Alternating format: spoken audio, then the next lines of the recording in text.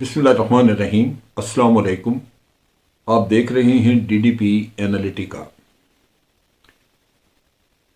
दो तीन वाक़यात ऐसे हुए हैं इन दिनों में जिससे परेशानी,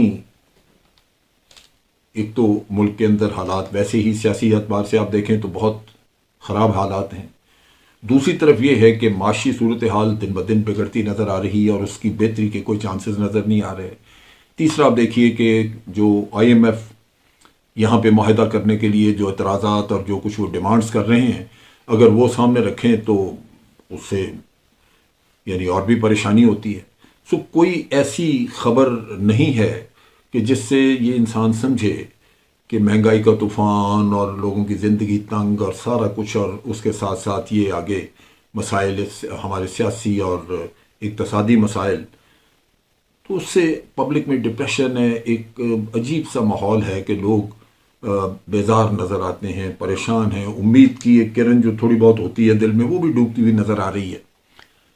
लेकिन उसके साथ साथ कुछ वाक़यात ऐसे जो दिल दहला देते हैं और जिससे यूँ लगता है कि सोसाइटी में कोई टॉलरेंस नहीं है।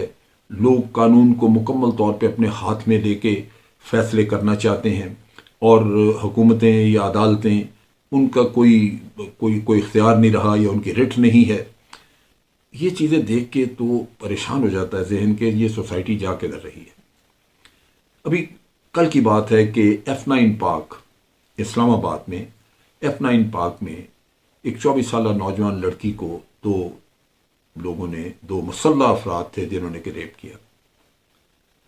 F9 पार्क कोई ऐसी खुफिया जगह नहीं है जहाँ पे ये समझा जाए कि जंगल था और जंगलात में जाके ये पार्क ज़रूर है, बड़ा पार्क है, लेकिन वो बड़ा आबाद इलाके में घिरा हुआ है। उसके साथ ही अगर आप देखें तो एफ्टन मार्केट वहाँ पे मौजूद है, जो हर वक्त वहाँ पे रेल पे रहती है।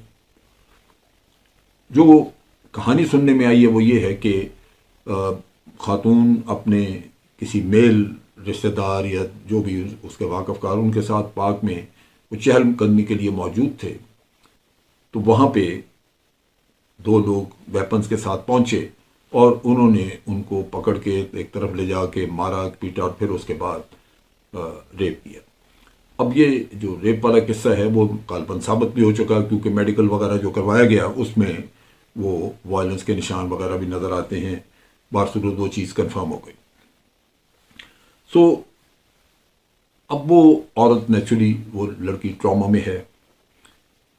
जिन्होंने किया वो भाग गए, किसी की दस्तरस नहीं है, पता नहीं, पहुंच नहीं है, खुदा जाने कहाँ गए वो। अगर वो कहीं ट्राइबल एरिया में दूर दराज किसी इलाके में निकल गए हैं तो उनका पकड़े जाने का वैसे ही बड़ा मुश्किल होगा कि पकड़े जाए। पुलिस ने कोई एक खाका वगैरह किसी का बना के तो वो शाया किया है, जिससे वो कहते हैं कि ये बड़ी कामयाबी है कि हमने एक चेहरा बना लिया, लेकिन खुदा जाने कि वो किस हद तक उससे मिलता है। दूसरा वाक़या जो हुआ है वो कराची में ये अजमेर नगरी, और वहाँ पे ख्वाजा अजमेर नगरी में चुरंगी नंबर 4, वहाँ पे कोई डाकू आए हैं या कोई डकैत है या कोई छोटे मोटे चोर, और दिन दिहाड़े उन्होंने कहीं किसी से कोई चोरी करने की कोशिश की है या लूटने की कुछ कोशिश की है, तो लोगों ने पकड़ के उनको मारा।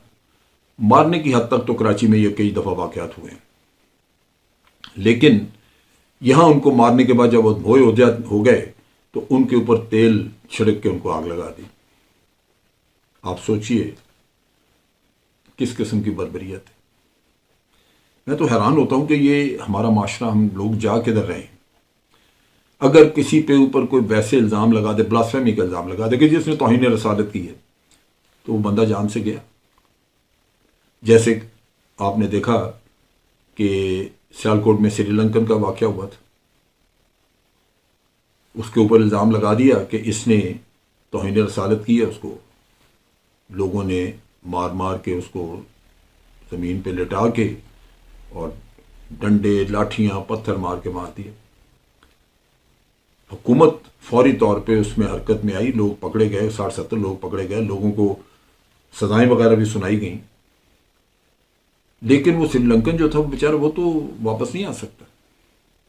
اسی طرح اس سے پہلے سیالکوٹ میں 2 بھائیوں کو لنچنگ کر کے قتل کیا گیا تھا، وہ بھی یہی تھا کہ ڈاکے کا الزام لگا دیا۔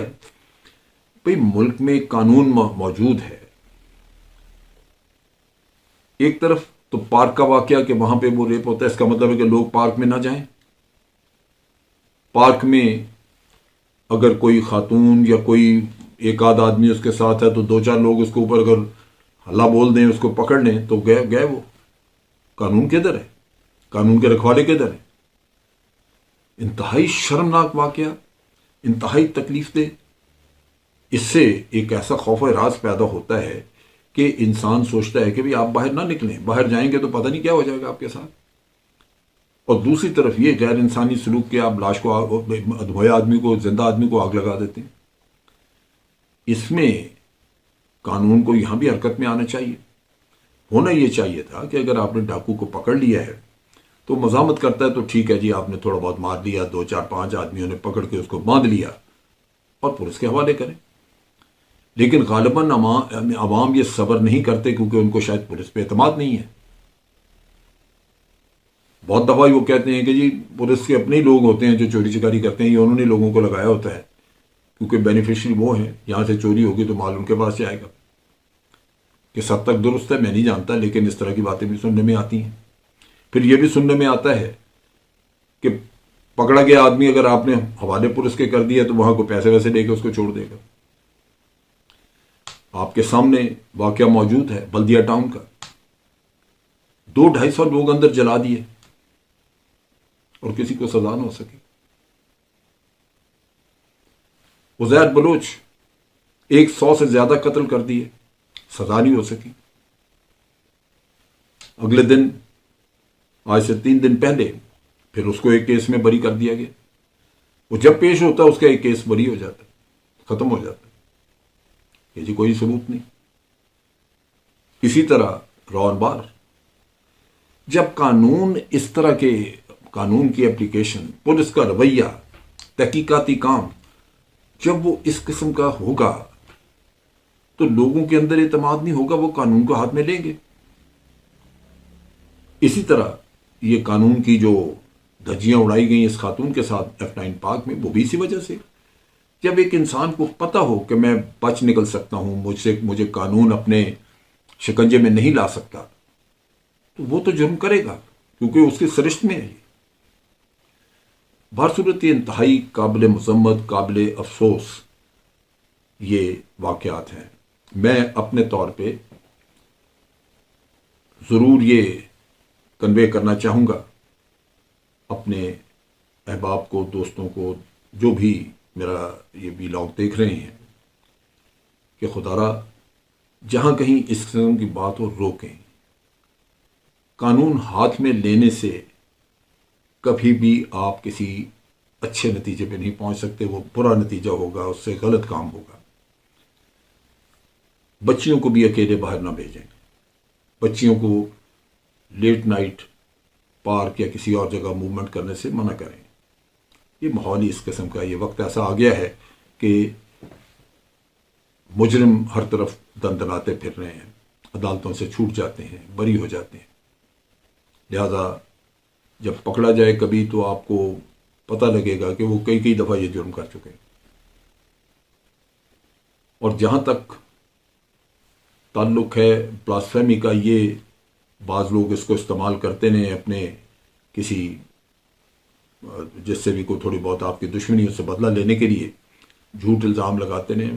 اصل چیز خوف خدا ہے۔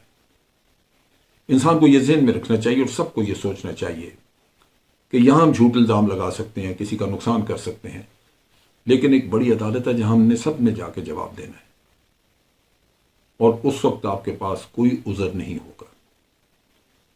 کوئی شخص یہ نہیں کہہ سکے گا۔ قرآن کریم میں اللہ تعالیٰ کہتے ہیں کہ آپ کے ہاتھ بولیں گے، آپ کے جسم کے اعضاء بولیں گے، گواہی دیں گے۔ اللہ تعالیٰ ان کو گویائی عطا کر دے گا اور وہ گواہی دیں گے کہ اس شخص نے یہ کیا ہے، وہ کیا ہے۔ پھر کوئی عذر نہیں ہوگا اور سزا ہوگی۔ تو اس وجہ سے ایک طرف تو جرم سے بچنے کے لیے خدا خوفی چاہیے کہ آدمی ایسے جرائم میں ملوث نہ ہو، اور دوسری طرف احتیاط بہت ضروری ہے، کبھی قانون کو ہاتھ میں نہ لیجیے جس سے کہ آپ کو نتائج بھگتنے پڑے۔ اب تک کے لیے اتنے ہی۔ فوج پاکستان زندہ باد، پاکستان پائندہ باد۔